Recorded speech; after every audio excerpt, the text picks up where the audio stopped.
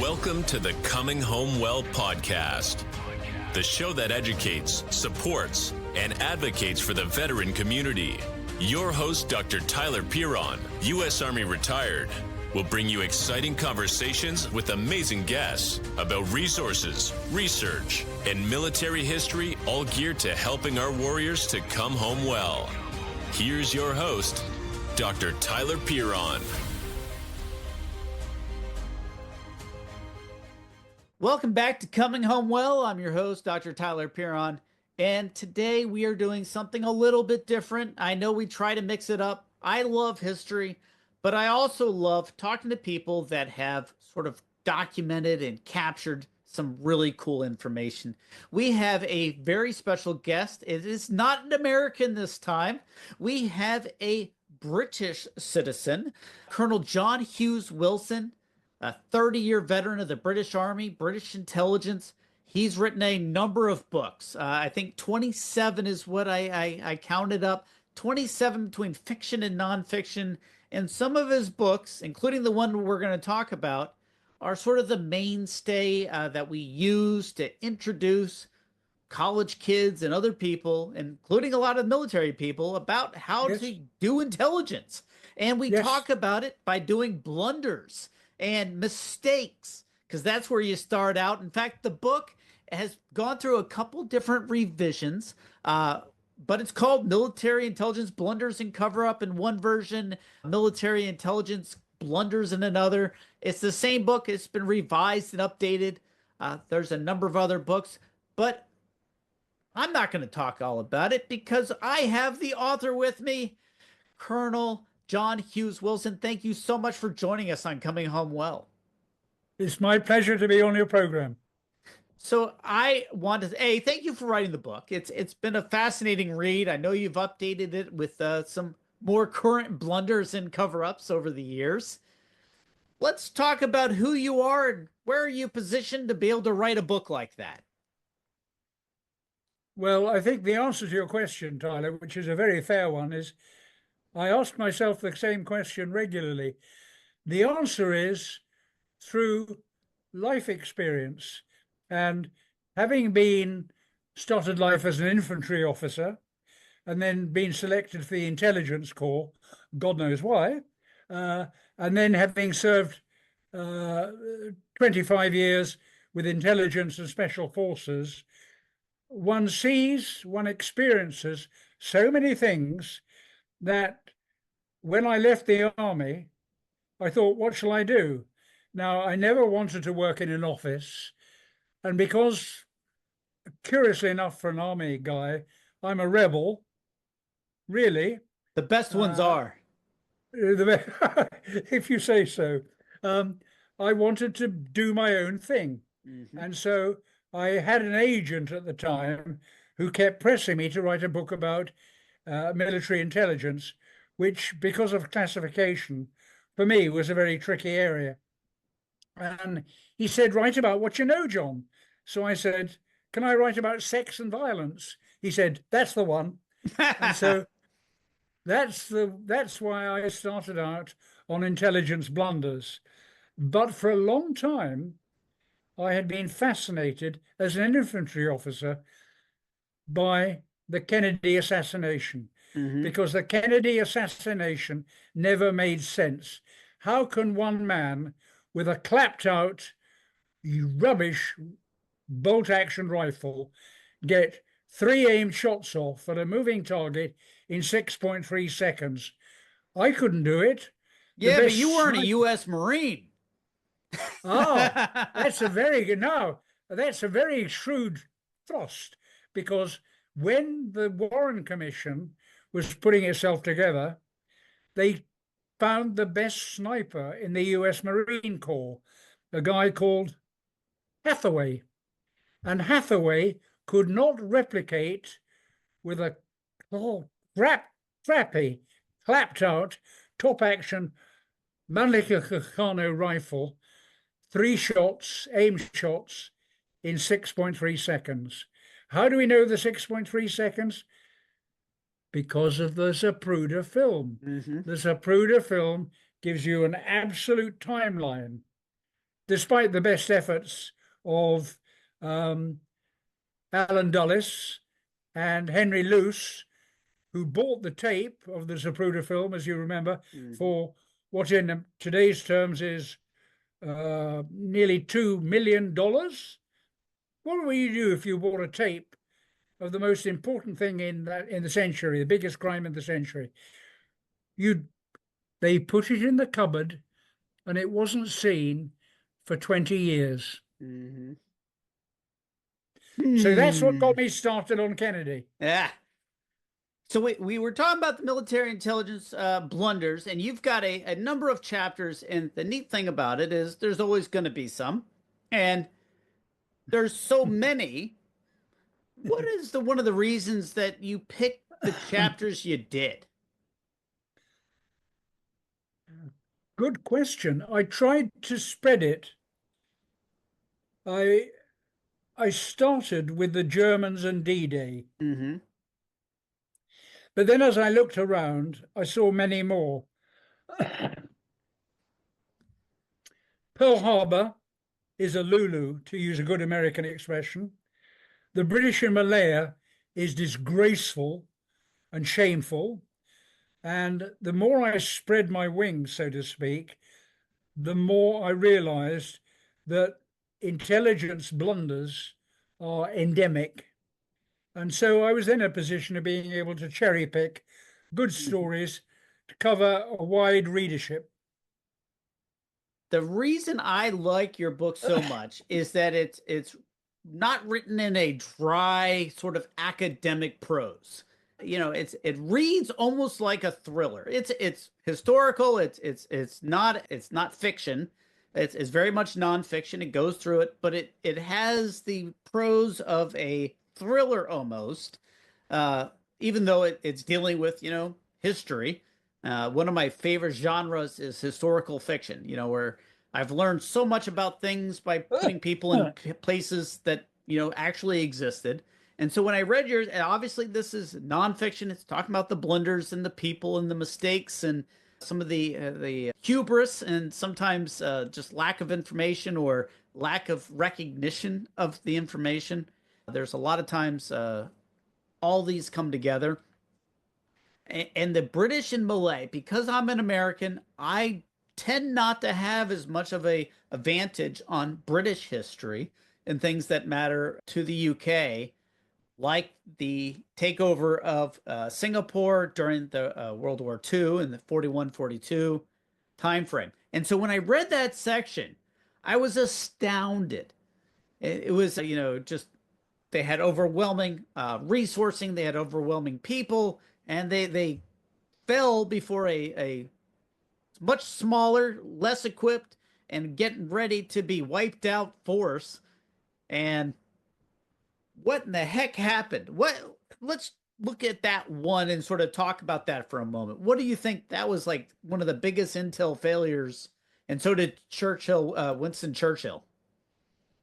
Well, I think two words that have been missing in your description, to which I totally agree, are stupidity and arrogance. The British, I am ashamed, there's no other word for it, and we all must accept the cultures we live in. I am ashamed when I look back at Malaya. 130,000 British and Imperial troops, Australians, good soldiers, Indians, surrendered to 30,000 Japanese at the end of their tether, running out of ammunition. Why? And you then start to see all the factors that led up to it. No air cover, a genuine belief that it didn't really matter. The Australians went on strike. The British don't, the history doesn't play this up. The Australians actually went on strike. The colonial mentality of the Tuans, we've got that wonderful story about the boys trying to dig trenches on a golf course at Singapore Island. And up comes this buffoon. There's no other word for it.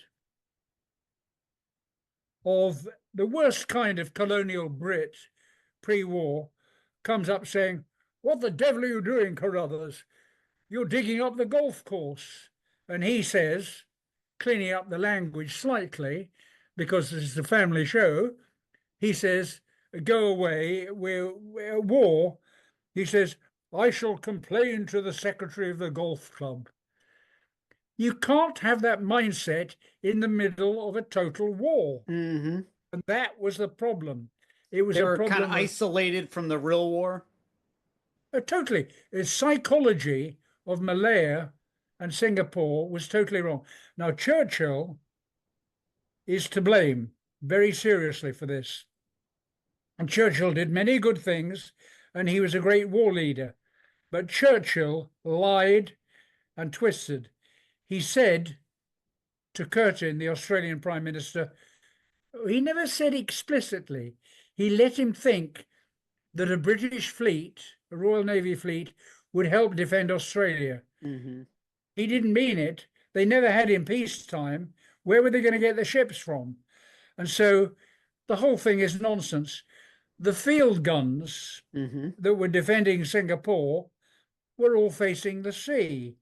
When the guy on the ground in Singapore, one of the staff officers, said, "This is nonsense. We need to start worrying about the land side," he was told, "You're rocking the boat, old boy.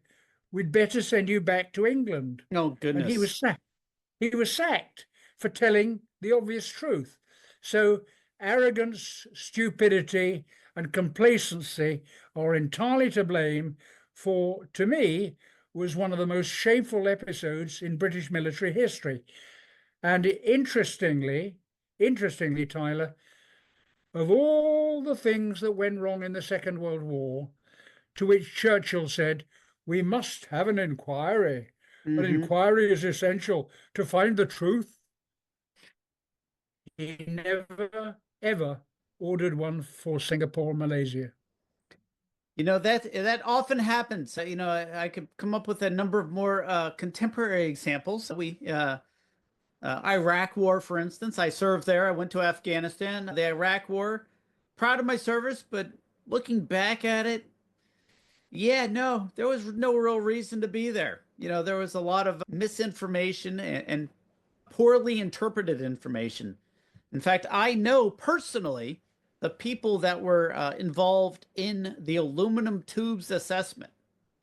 And the irony is that two of them, and they had put all the appropriate caveats, and they said, look, this could be this could be that. But people sometimes disregard the caveats and the lack of certainty. And they did everything that they were supposed to. It was actually, if you delved into it, but they were the most peace-loving people, anti-war people, even though they've served in the military. They were, you know, they understood the cost. And so unintentionally, they helped buttress the case for the invasion of Iraq.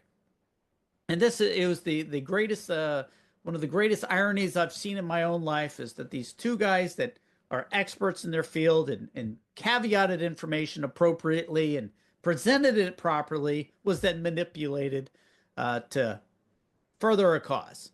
And so, you know, I'm sure you've got many of those type of examples where even with the information, if it furthers one narrative that wants to be pushed, it's going to be pushed, even if it's not 100% or if there's enough uncertainty as to it. And people can say there's uncertainty to it. So one of the other things I wanted to talk to you about, and because you have some great chapters, and I know you've updated the book to even in the newest version, you talk about Ukraine, but I want to roll it back a little bit to something that I wasn't involved in, the United States wasn't involved in, but about the Falkland Islands, because you were there, you were involved, you were serving at the time, if I understand properly. Correct. Let's talk about the Falkland Islands. How was that intelligence failure? What was that? What is the story about the Falkland Islands and intelligence? Right. Basically, the Falkland Islands were part of the fragments of the old British Empire that the British Foreign Office, the State Department, wanted to get rid of. Mm-hmm. The trouble was, it was those pesky people on the Falkland Islands, and they kept voting to be British. The UK Well, citizens that were there. yes, I mean, my dear Carruthers, you can't possibly have that. These are an awful embarrassment. Now these You are can just, it's down in South America, oh, it's a long way away, and it's right? like, let's do a deal with the South Americans. They're awfully good chaps, even if they are a bit despotic. But they are Argentinians after all. This is the Foreign Office arrogant, complacent mentality, which runs through British life, particularly in the elite of Whitehall. Mm-hmm. And I've worked there, I've seen it firsthand, I've been part of it. And they wanted, as a part of what they saw as a national interest, to get rid of the Falklands. Mm-hmm. The Falkland Islanders didn't want to. They were as irritating, Tyler, as a stone in your shoe. They kept being a bloody nuisance. And so the attaché, who I knew in Buenos Aires, was saying, the Argentines are up to something. They've mobilized the fleet. They've mobilized troops. The Air Force has moved down to Rio Gallegos, where they can reach it. All the indications, intelligence indications, they're planning something. No, no, no, said the said the Foreign Office. Now, the Falkland Islands did not help themselves. And I know this for a fact. They were all offered £1,000,000 a head, each family, to change their allegiance. By the Argentinians or by the UK? By the Argentinians. Mm-hmm. And the British, very discreetly, of course, old boy, because we don't want to rock the boat, went along with it. The Falkland Islanders, at the talks in New York, said, no, we don't want £1,000,000 a family. We want £1,000,000 a head. Now, that was too much for Argentina. And they back said then, no. that'd be what, like £5 million? The chicken feed. Well, I'm saying that's a lot of money if you put it in today's money. No, a thousand people living on the Falklands. Wow. Well, yeah, but I mean, for them, £1,000,000 a person or £1,000,000 a family, that makes a big difference. But £1,000,000 back in 1980s, 82 or so is way more than £1,000,000 today. Yes, that's fair comment, and I accept that. The point was, at the end of the day, it was the Falkland Islanders' greed that tipped the balance for the Argentines. Argentina was in trouble. Galtieri needed a foreign adventure to divert attention from domestic trouble at home. Galtieri decided to invade, thinking, as did a lot of the world, including America, oh, well, the British will just roll over and say nothing. What they didn't bargain with, that deep inside the British culture, which has changed over the years, there is a bloody-minded Saxon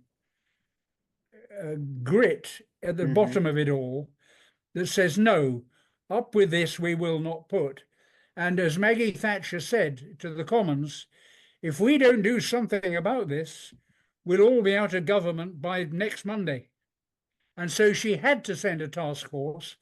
The soldiers, the professionals, and the sailors and the Air Force did their job very well. They retook it, and much to the astonishment, I must say, of the Russians, who bet the farm on they couldn't possibly win, and a lot of other people. But nonetheless, the Falklands were retaken. But at the end of the day, it was caused by a series of blunders and overlooking things, ignorance of intelligence, ignoring intelligence. That's why it happened. So they saw it coming. The attaché said, look, they're mobilizing, they're doing all these things, but they didn't know exactly what they were going to do, right? They knew something, but there were ongoing talks about, nationalizing getting the people that the UK citizens there to swear allegiance to Argentina and sort of become Argentinian, and it would just change hands essentially. Yeah. But they said we want some more money, and but there were negotiations, and then all of a sudden they invade.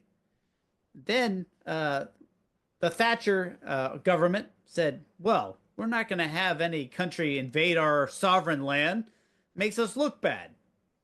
Well, she had no alternative, Right? because if she'd rolled over, and remember, at that time, Hong Kong was not Chinese. Yep.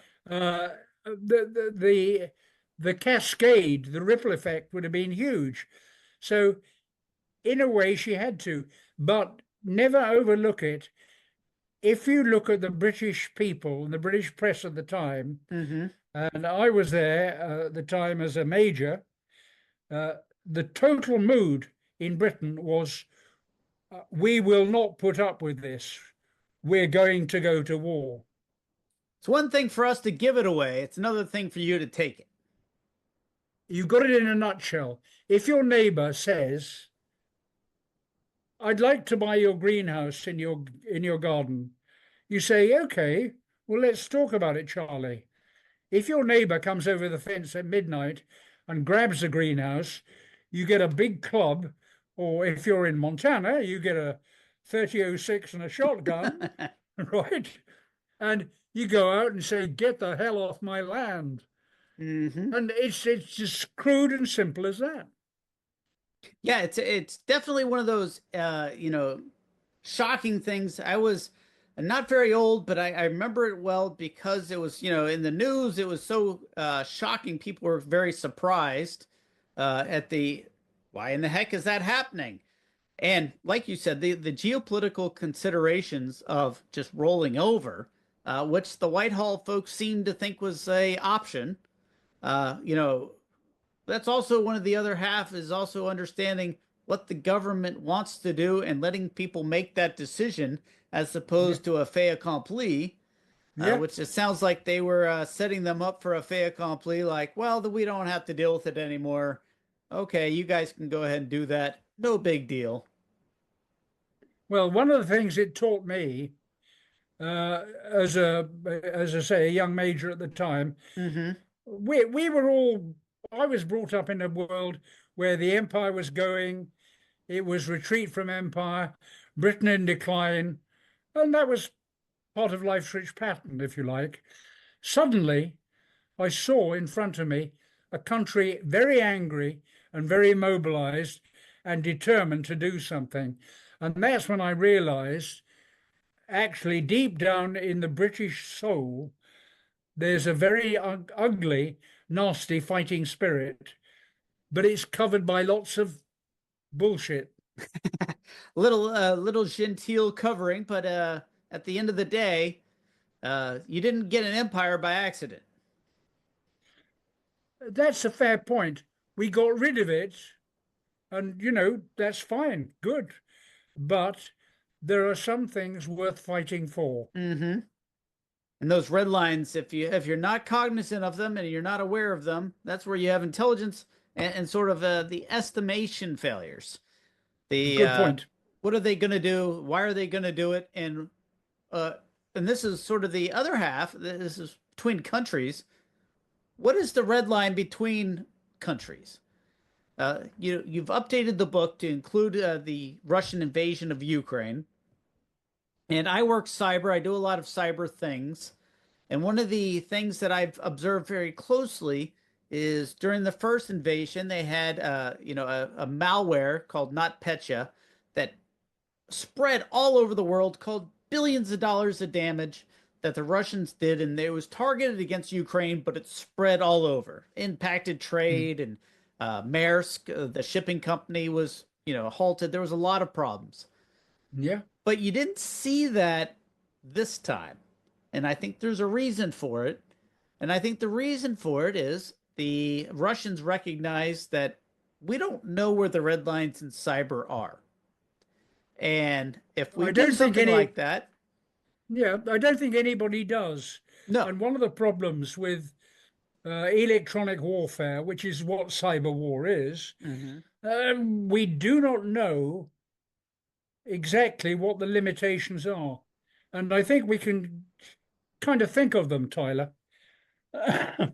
If the Chinese put in with the North Koreans a major cyber attack on the United States that made every gas station, or petrol station as I call it, every gas station, every automatic cash machine, ATM, and all the traffic light signals suddenly not work, you would be completely, I can't think of a polite word. That's okay. We speak frankly on this show. We'd be screwed. There you go, beautifully expressed, sir. Exactly. That's a nice way of putting it. America would be screwed. How long before America said, we're going to nuke bloody Pyongyang and teach Kim Jong-un a lesson? I don't know. But the point is, that would be a red line. Right. And the same concept is with the Russians. They're going into Ukraine to prevent them from joining NATO. And Correct. then they're very concerned about an Article 5, which says, you attack one, you attack all. And then you have all of NATO against Russia as they're trying to fight into Ukraine. And so I think they were very cautious about that concept, about, hey, we don't want to go too far. We want to meet the objectives and do what we can. And I think they went too far by accident with the NotPetya attack. But then they said, because if you look at cyber, and this is the neat thing about the intelligence failures and blunders and sort of the overestimation, is if you don't know what the red lines are, or where somebody's going to start reacting, very much like the Falklands War, that hit a red line with the UK and they sent in troops and they got it back. That was a red line for them. Even though Whitehall was saying otherwise or imputing otherwise, like, it's not a big deal, it's going to be an interesting concept because you've got two new countries joining NATO as a result of the Ukraine invasion, Finland and Sweden. That doesn't matter. That doesn't matter. You don't think so? Because for the Russians, the red line was the Rodina. In the Russian mind, the Rodina, historic Russia, Greater Russia, included the Donbass, the Crimea, and most of Ukraine. Okay, Stalin might have killed millions, far more than the Jews in the Holocaust, millions of Ukrainians, but it's part of Mother Russia. That's the point. And so Putin was thinking, I am going to not allow what's part of Russia to become part of NATO. And in the West, particularly in Britain and in the EU, they get it wrong. They say, oh, Putin's a vandal. He came in. Putin came in for very clear reasons. He came in, he didn't mind Ukraine becoming part of the European Union. But when the European Union started to encourage Ukraine to become part of NATO, he was saying, up with this, the Kremlin will not put. No. And so his red line, you can see it now in the peace treaty that's going to happen. Everything east of the Dnieper River, the Donbass, Russian-speaking Russians, is going to go to Russia, where it belongs anyway. The Crimea, it's got the only warm water port. That's going to stay Russian. And the Russians lost 750,000 men getting control of the Crimea from the Germans when the Germans invaded. So as far as a Russian's concerned, and it doesn't matter what I think, it doesn't matter what the guy thinking in Birmingham, Alabama thinks, it only matters what the Russians think. That's very true. The Russians regard it as part of Mother Russia, the Rodina. And so Putin, in his mind and in the Russian mind, is perfectly within his rights to say, we'll hang on to that. You can have 80% of Ukraine, grow all the wheat you like, but the Donbass is Russian.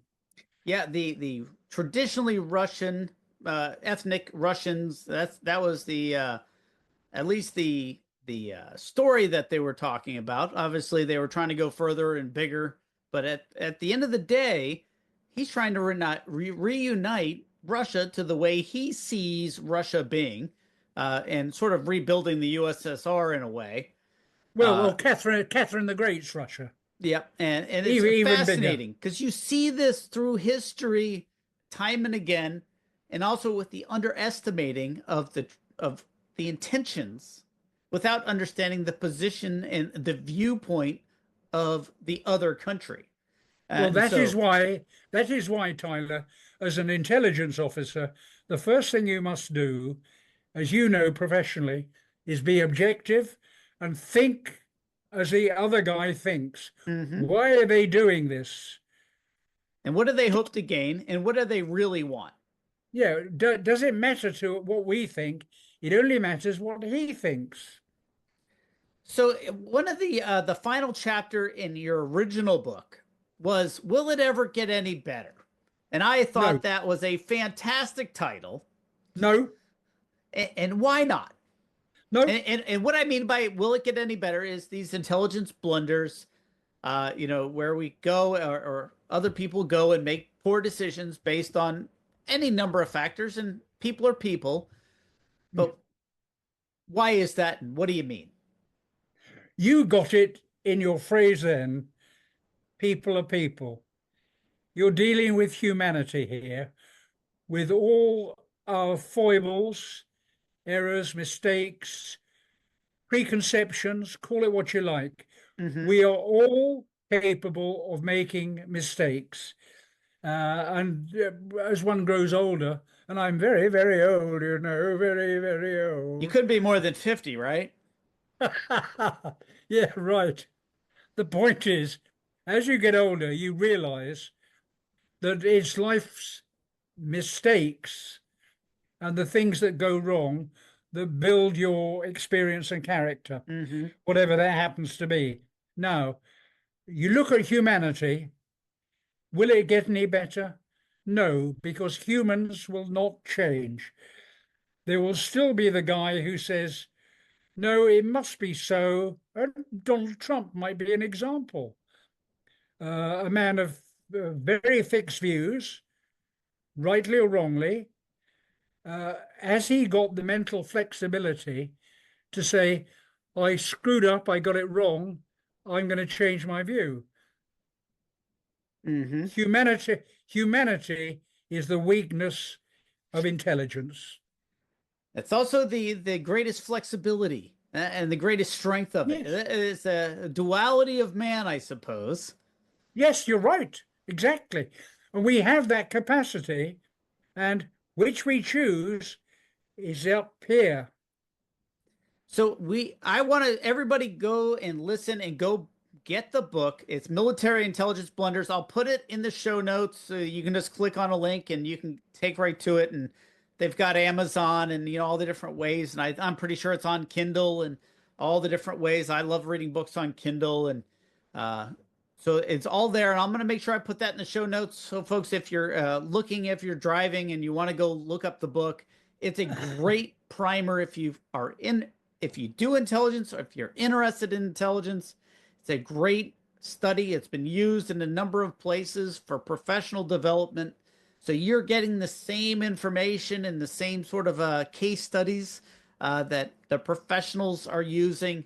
It's a great book, and it's been updated a few times. So it's got some more recent information. So it's not just a dusty 20-year-old version.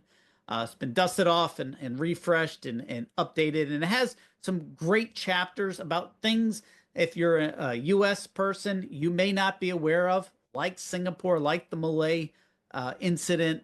Obviously, D-Day, it's been written a lot, but go look at it. It's a different vantage point than we would otherwise. There's some other ones that I wasn't aware of until I read the book.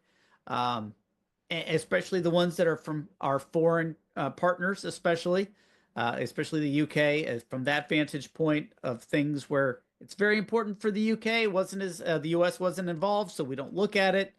But definitely, there's a lot to be learned there. And the book is called Military Intelligence Blunders. And our guest today is John Hughes-Wilson, if you're trying to look it up later, but I'll put it a link in there so you can just go find it.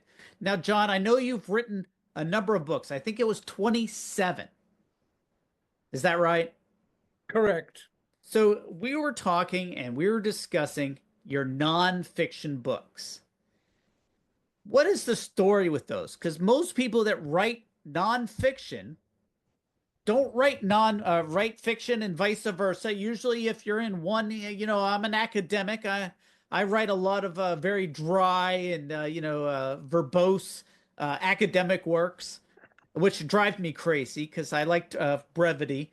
But sometimes you have to meet the style and the intent of what you're writing to. But then you wrote fictional books, and you have a series of them, a number of books. How did you get into that, and what sort of motivated you to do this? Right. The answer is very simple. I believe that if you're writing and you're a writer, you want your book to be read. That's fair. Seems fair? Yeah. Sex and violence. Therefore, the text must be accessible and readable. Mm-hmm. So when I write nonfiction, you said I write it almost like a thriller. I try to keep it deliberately like that because I want people to turn the page and say what happened next. Mm-hmm. And I have to be honest with you, I'm a fellow, an archives fellow at Churchill College, Cambridge. I found my fellow academics a pretty dull bunch. That's the truth. That's fair. True. That's true. They didn't understand me and I didn't understand them. And I'm quite happy with that. Fiction is much easier to write because it's all in your head. Mm-hmm. And there is no difference between writing good nonfiction where the story flows. And for example, I would point to an American audience. If you want to read two good stories in the book you've just been talking about, Intelligence Blunders, look at the chapter on Pearl Harbor, mm-hmm. and then look at the chapter on Midway. And you'll see the worst and the best of America there, written in a fluent style, I hope.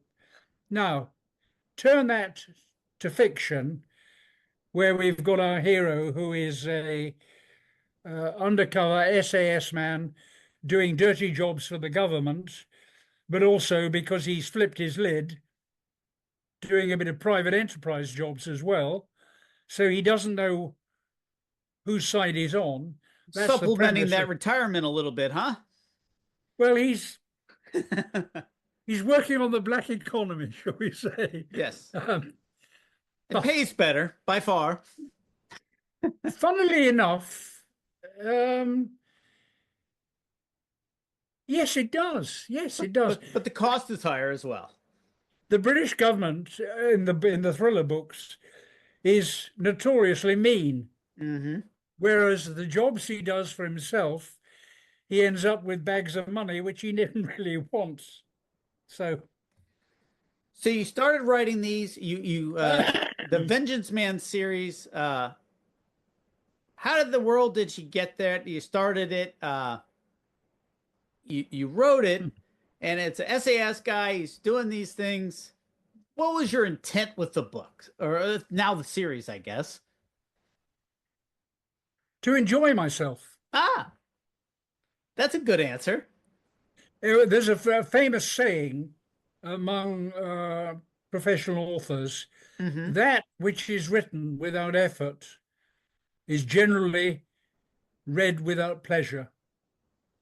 Okay. That's a very good saying. I've never heard that, but that does sound right. It's about right. And if you actually enjoy what you're doing and you believe in it, the reader picks that up immediately. So, And for example, with JFK, right. I did exactly that. I started as a puzzle that became a kind of thriller, and then the more I delved into it, the more it became a mixture of history, research, and a thriller story, an assassination. If you like, The Day of the Jackal meets The Truth. That is a classic book, The Day of the Jackal, and it's based on a very true story, and true people. And I mentioned earlier, I love historical fiction. W.B. Griffin, he wrote a number of series. I don't know if you're familiar with him. A very famous author, wrote a number of series, and you get in and you understand that environment and the people and the motivations, and they're all fictional, but I'm sure they're based in part on real people. Of course. But the scenarios are real. Every work of fiction contains a grain of truth from the author. Otherwise, how can they tell? Sure. Yeah, so it seems more real, as entrance into a world that you would otherwise not have access. Like law enforcement or military or the SAS. You obviously don't want to be releasing secrets and writing things that would be bad for them, but at the same time, understanding some of the characters and the people and the experiences, so you as a reader fit into it. You get it. You're like, oh, this is how it is for real. I don't think you can write about putting a tail on a subject unless you've actually done it and worked the corner drills and had the radios. And you have to have had that experience to write knowledgeably about how you tail a suspect. So that's part of the book. So let me ask you one question. Out of all the books that you've written, which one was your favorite? Oh, that's a tough question. It is, and it may not be a fair question, but I thought I'd ask it. That's not a fair question. Fight fair, for God's sake. Which of your children do you love the most? Oh. That is an unfair question. So let me modify that a little. Which of the books do you think was the most cathartic, the most helpful, the most when it was done, you said, that's the one. That's the one that it was the most labor, the most love. Or you're just like if you're academic, as a researcher, I am so glad that paper is over. JFK. Yeah. I'll tell you Why is why. that? I'll tell you why. Because the more I explored the story of JFK, the more maggots came out of the woodwork. Let me just give you one quick example. I had a friend who was in the CIA, never mind why or how, and I knew that Kennedy had said after the Bay of Pigs, when he was set up by Allen Dulles to fail and send in the Marines, and he didn't, that he had said, I will smash the CIA into 1,000 pieces. So the CIA were never his friends. I was told by a CIA guy I knew that he said when the word came through to the Tokyo station of the Central Intelligence Agency that the president had been assassinated, what do you think they did? They cracked open the champagne. Oh, my goodness. That's true. Yeah, that is one of those anecdotes that if you get that information, it changes all the paradigms, all the things that you may otherwise think you know. That is what I love about history. And, your books are very accessible. They're very easy to read, even as you go into very difficult topics. And I Yes. think that is the real takeaway of your authorship, is that even the nonfiction reads like a thriller. And I was like, I'm flipping through the books, the pages, and I'm going, what happens next? And I know what happens next in most of these Yes. cases. There was a few, the Malay, the Singapore story, I wasn't as familiar with, but I've talked to the Navy historian. I've had him on the show about Pearl Harbor. He was the former head of intelligence for the Navy. He's been on Coming Home Well. We've talked about it. So I am pretty well informed. But even as I'm reading here, I'm like, what happens next? But I know what happens next, but it was still a thrilling read. So folks, go listen to it, go read it, go pick up the books. I really appreciate Colonel John Hughes-Wilson's writing style, because that is definitely a different writing style. I think you'll enjoy it. I enjoy it. It makes it more accessible to me.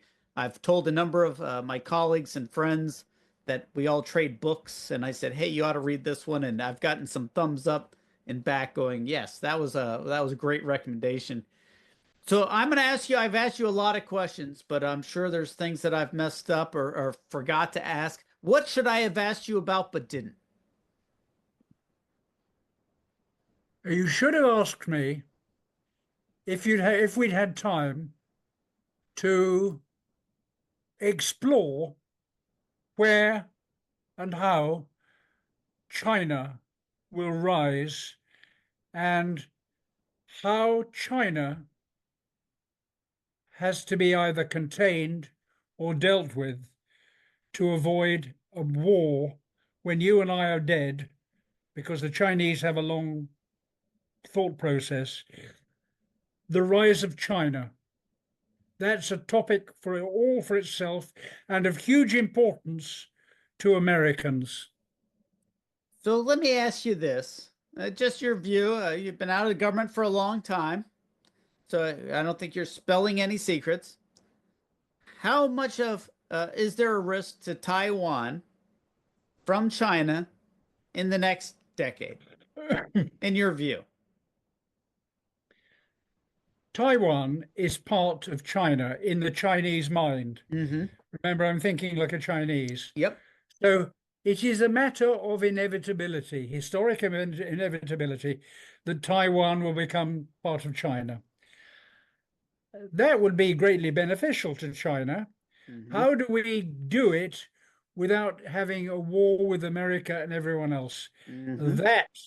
That is the great conundrum that Beijing faces and America faces, because you are not going to send hundreds of thousands of US boys home in body bags to save a bunch of Chinese on an island.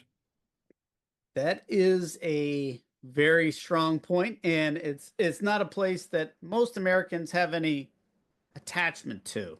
It's not the Falklands, or it's not Singapore. It's not it's not not Puerto Rico. It's not Hawaii. It's one of these places that it's not American. It's not even Cuba. Right. Yeah.